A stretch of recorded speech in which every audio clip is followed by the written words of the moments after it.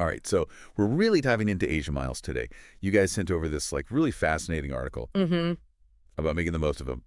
And it's got me thinking, it's not just about, racking up miles like they're going out of style. Right. It's about understanding how valuable, like how their value can like shift and change, almost like time in that movie Interstellar. Yeah.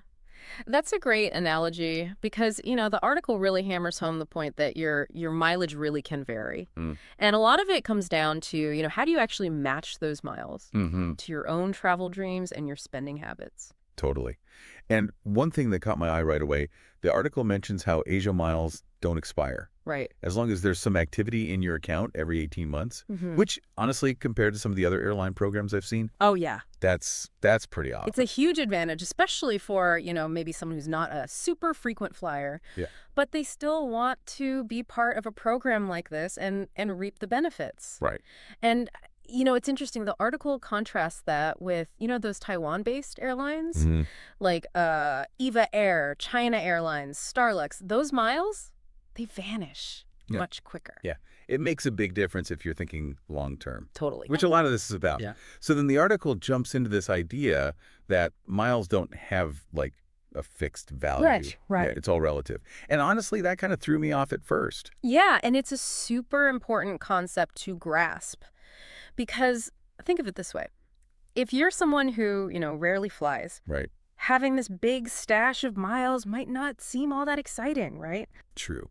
But for somebody who's constantly on the move, or maybe they've got those like bucket list international trips, those miles become like golden tickets. Totally. I like that analogy. And the article dives into this with a really good example, a trip to Finland on Finnair. They compare what you would actually pay for the ticket, the cash price, both economy and business class, right, to the miles needed for like a reward flight. And that's where things get really, really interesting. Right. Because it's not just about like saving $5 here, $10 there. This could be your chance to like experience a whole other level of, oh, yeah, luxury and comfort that might normally be completely out of reach. Like those long flights where you can actually like stretch out and not arrive feeling like you got run over by a truck. Exactly. So help me understand this whole like value per mile concept, because it sounds really important. Yeah. But how do you actually measure that? Yeah. And what makes it go up or down? Well, it all comes down to, how much are you squeezing out of every single mile you redeem, right? It's like the article explains it as like the monetary value you get from each mile you use. So let's say, that economy ticket to Finland, let's say it's $1,000. Right. And you manage to snag that for, let's say, 30,000 miles instead. Okay. You're essentially getting, like 3 cents back per mile. Gotcha. But if that business class seat, the one with all the bells and whistles, let's say that costs $6,000. Right. And you only need 50,000 miles. Yeah. Boom. Now you're looking at 12 cents per mile. Wow. Okay. Huge, huge difference. That's a big jump. So it's not just about how many miles you have. No. It's about how strategically you play the game. Absolutely. Because, oftentimes those business class redemptions, they give you a much better value per mile. Simply because of the extra perks that come with it. I mean, think about it. Lie flat seats, lounge access, gourmet meals. I mean, suddenly those miles aren't just getting you there, they're upgrading the entire experience. And speaking of like upgrades, the article talks about this Cathay United Bank CUBE card as a really good way to rack up Asia miles. Have you had an experience with that one? Is it like worth the hype? Yeah, I've heard really good things about that CUBE card. Seems like it has a pretty solid earning rate for Asia miles, especially, for things like dining out, online shopping, stuff that a lot of people use all the time. Yeah, for sure. So like if you're someone who like, loves to eat out or maybe does a lot of online shopping, right, this could be a good way to like really rack up those miles faster. Oh, absolutely. And, going back to that whole value per mile thing we were talking about, using a card like the CUBE, that can be huge for, supercharging your earnings. Right. It can really help you get to those like high value redemptions that much quicker. Okay, so the CUBE card, that's something to look into. But there's this other thing in the article that kind of blew my mind, this idea that like Asia miles can be used for more than just like flights. Yeah. Is that for real? It's one of those things, like, it's almost like a best-kept secret with these programs. Right. But the article talks about, like, even using miles for, like, concert tickets. Wow. Or even merchandise. No way. So even if you're not, jet-setting every other week, Right. there's still, like, real value there. You can unlock some really cool experiences. That's amazing. It's like having this whole other form of currency that can get you, like, all these cool things, not just plane tickets.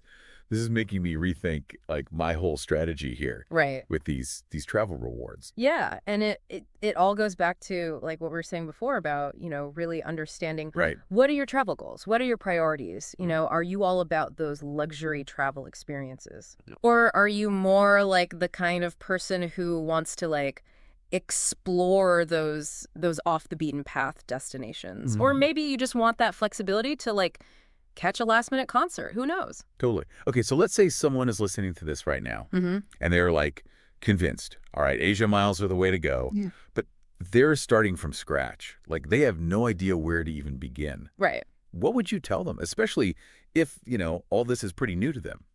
I would say, first things first, you got to head over to that Asia Miles website.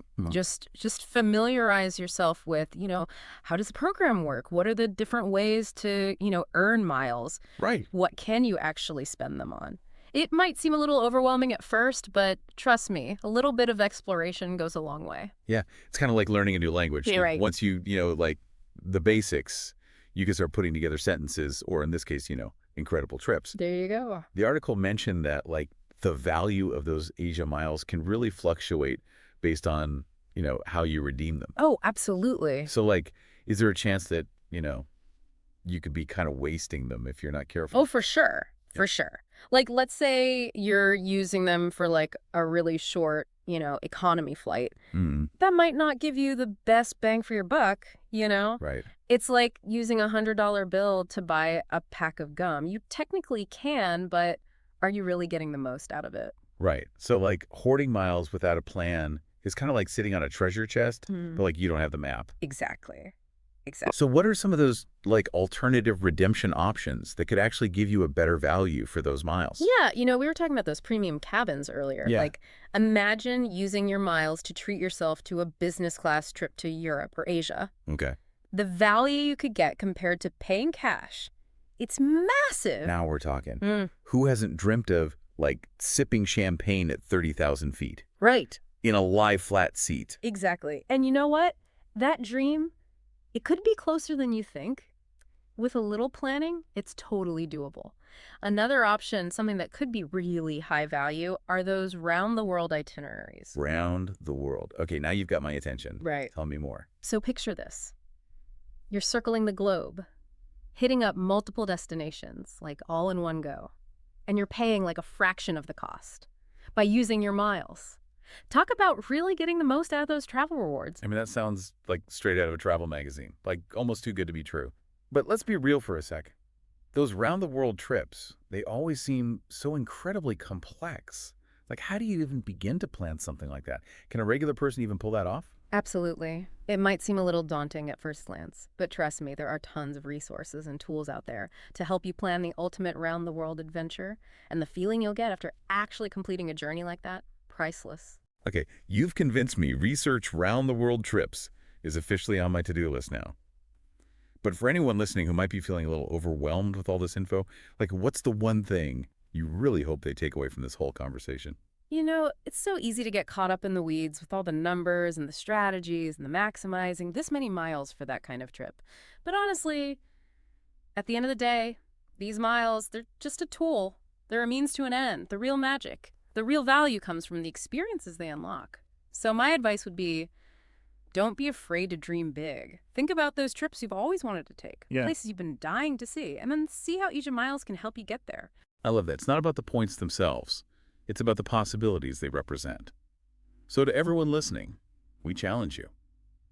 What travel dreams have you been putting off? What adventures could you unlock with a little planning? And those Asia Miles you've been collecting. Maybe that Finnish adventure, that business class upgrade, or even that epic round-the-world journey is closer than you think. And remember, the journey of 1,000 miles begins with a single step. Or in this case, a single mile redeemed. Well said. Thanks for joining us on this deep dive into the world of Asia Miles. We hope you feel inspired and empowered to take your travel experiences to new heights. Happy travels. And we'll see you in the next episode.